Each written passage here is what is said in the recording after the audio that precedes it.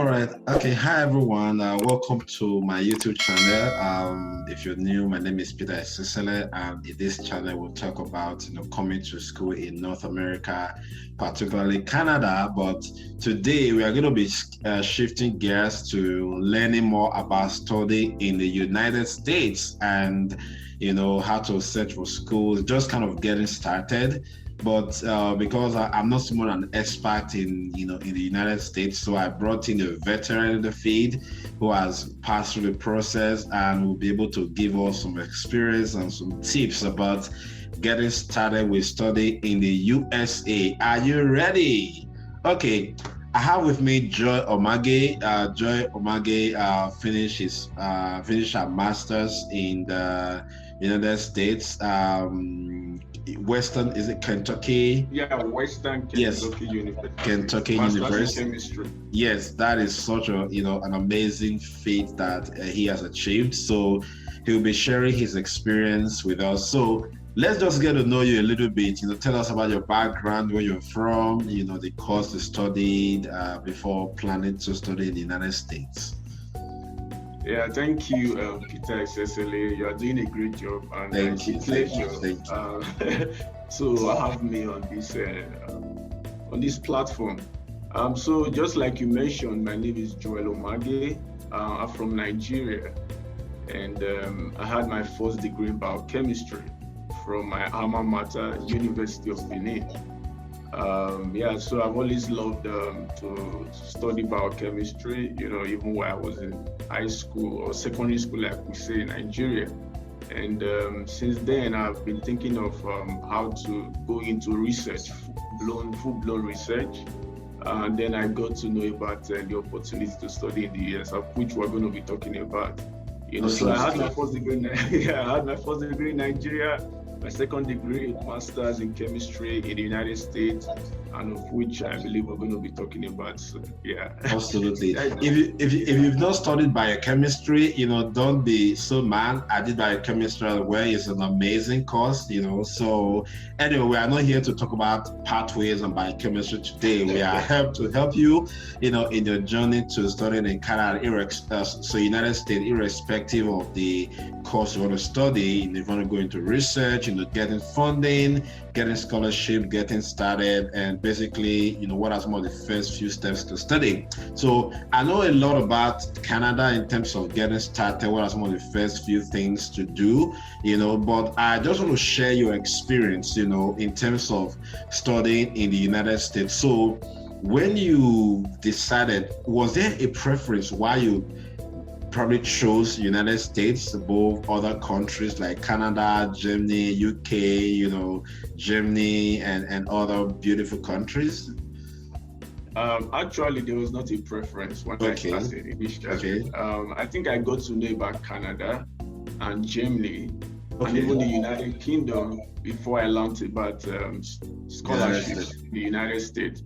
So I tried several applications to Canada, universities in Canada, UK, and I think in the long run, at about 2017, I had about GRA. I believe you're going to ask me questions about that. Absolutely. Yeah, so there was no preference. Yeah, to answer your question specifically, there was no preference. So I learned about scholarship in Germany. I applied. I learned about schools in Canada that I could apply to. I did the same thing.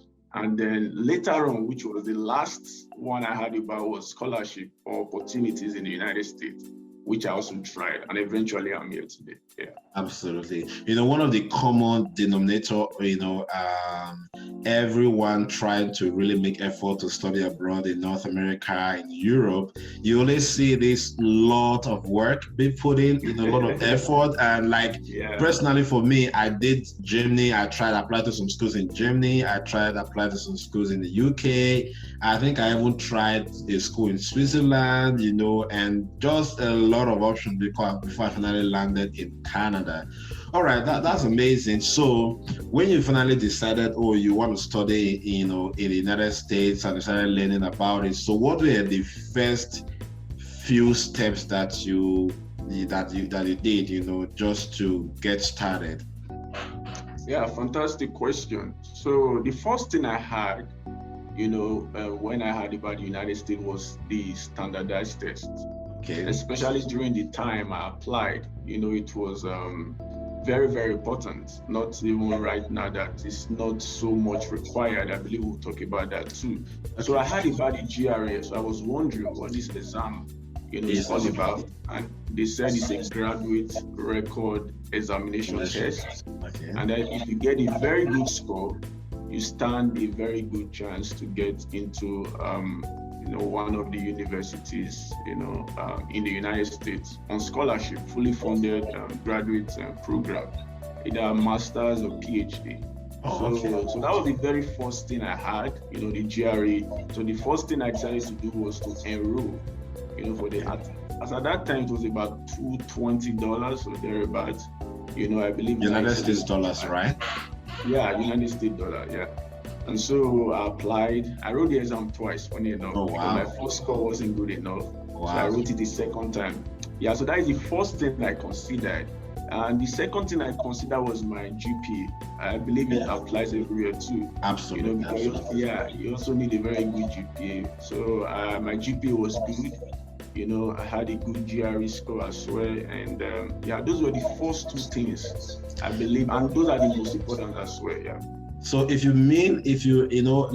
try to define things here, because people hear the word good GPA, so let's say someone coming from an African country and they are doing like let's say a 5.0 CGPA. So if you mean good GPA, do you mean something like a second class, upper division CGPA, first class, or? Yeah. Thanks for the clarification. So what I mean, especially from Nigerian sector, let's say African, I mean a second class upper. That is good enough. Okay. Plus the GRE, then that is fantastic. You get a good GRE score. Although there are exceptions, even when you get below a 2-1, you can still get a scholarship. Okay. But other requirements need to also be in place. Probably you need to get a very high score in GRE that should complement for that. Maybe you also need to take the English proficiency test, and just other things like your statement of purpose. You need to write a very, very fantastic statement of purpose too. This can also help your GPA altogether. Yeah. Yeah, I think we can spend more time really talking about diving deep into study, those that have low CGPA. We can kind of expand some of those opportunities and some of those things that they can do in order to really increase their chances, right?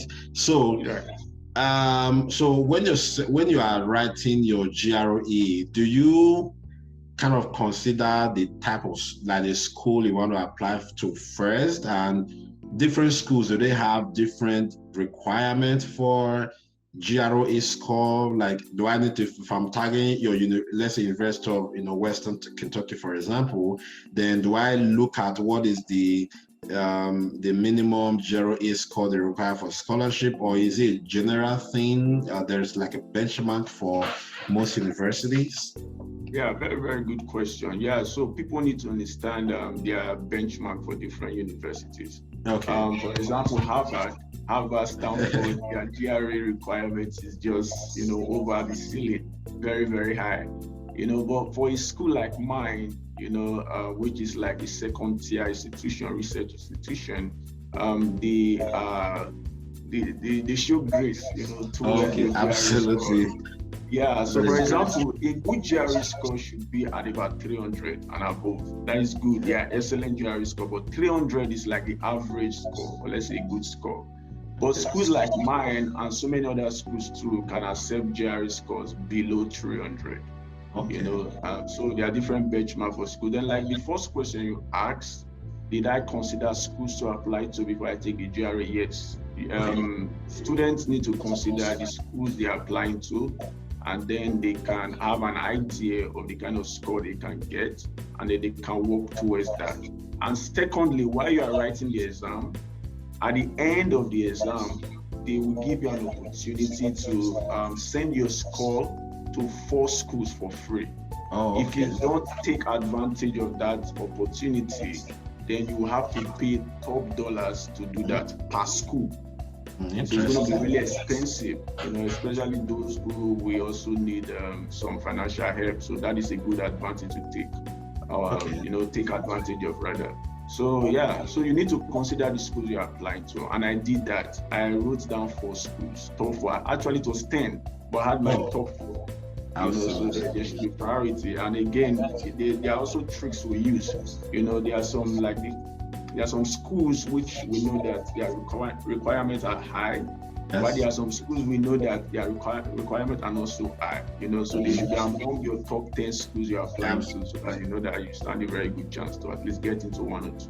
Absolutely. So if you're targeting Harvard or MIT or those big top, 10 schools, then you need to really, burn your midnight candles, preparing for your GRE, and then you have to make sure that your CGPA is really light, is really, is really glowing, So exactly. In case you are in your final 3rd year of the university, you still have a chance to kind of increase your, do your best to improve your CGPA if you're in your final year, to do your best. But if you've already graduated, these are now non-modifiable factors. CGPA becomes a non-modifiable factor. So at that point, you just kind of focus on what can you modify. At that point, you can modify the score you want to get on your GPA, on your GRE. Yeah. You can modify, how quality your SOP is going to be like, and you can't change the school that you studied in, but just kind of look at those modifiable factors and focus on that. And then one more, few other questions before we round up. So after the GRE, and then so in terms of submitting after GRE, then you just go ahead to like the university you want to apply to and submit like the application for admission. So how does that? Yeah. So, like we already established that you already decide which schools you're going to be applying to before you take the GRE, right? So, assuming you already did that, then the next step you need to, because the GRE center is going to send your score to the schools you're applying to. Then the next step is that you have to go to the website of the school, and then you have to turn in your application materials online. And the standard application, of course, there might be other, but usually for all schools, there are only standard requirements, like your statement of purpose. Almost all schools require a statement, or some schools call it personal statement. And they are also, some of them have like, I think they have pattern, or they have requirements or things they are expecting you to put on your statement of purpose, so that should guide you. That is one. Then number 2, your letter of recommendation. The standard number of letter of recommendation is, I think, 3 LOR. And of course, your transcript, you have to turn in your transcript. Usually, they accept unofficial transcript. And then when you are upon admission, they request for the official transcript. So the application process online is pretty much simple. Many people don't really realize that. They think applying to the US is very difficult. So that is just all that it requires from you. Wow. You take the GRE, already you have schools you are going to be applying to. You have like your top 5, which is pretty much top schools, and you have other 5, which is like schools that you are likely to get into, their requirements are not so high.